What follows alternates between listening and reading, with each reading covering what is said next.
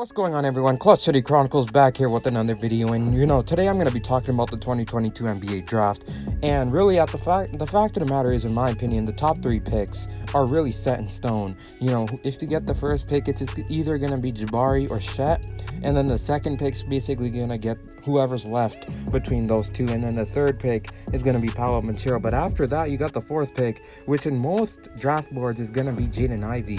But really, I feel like a team could really surprise everyone and draft a hidden gem in this year's draft, and that's Keegan Murray, who is a really complete player on both ends of the basketball floor. In my opinion, he's a very complete small forward that fits into most teams. But basically what it's going to come down to is whoever has the fourth pick, they're going to have to decide what fits better. Is either Jaden Ivey or Keegan Murray. If you're Rockets, you're looking at Jaden Ivey and you're thinking, all right, we already have KPJ, we already have Jalen Green, we already have Josh Christopher, and I think we should use this pick to get a complete small forward in Keegan Murray. But if you have a team like the Pistons, who already have Sadiq Bey, they might choose Jaden Ivey over Keegan Murray, because at this point, I think Keegan Murray definitely has that potential of being, a fourth pick. How like Scotty Barnes jumped the draft boards last year. I feel like Keegan Murray has that potential this year.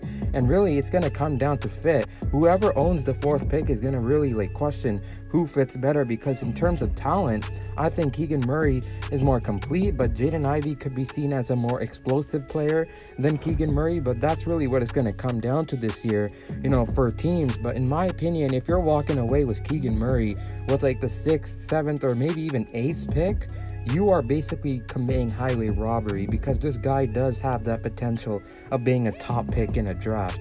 And he's just such a complete player on defense and on offense, averaging about 40% from three, two steals and a block, and I believe 54% from the field, with 24 points per game. So really, those statistics really jump out at you as like a top prospect.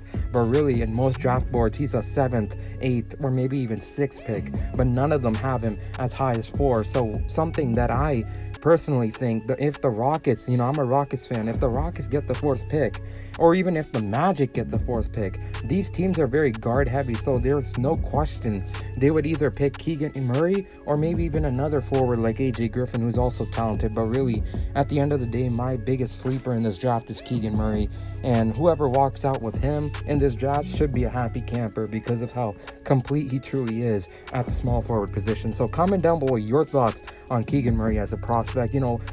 Comment down below, where you see him going in this year's draft, based on draft boards, mock drafts and all that stuff. Like if you enjoyed the video, and subscribe for more.